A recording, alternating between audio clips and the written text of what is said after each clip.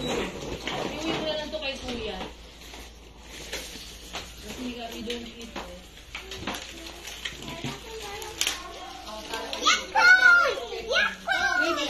Oo nga.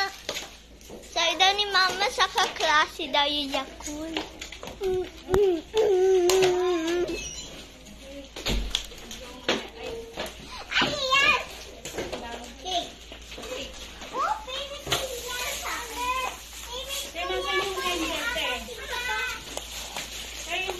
Huwag mo touch.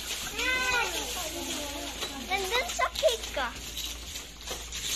Oh, Mary, wait lang. Hey,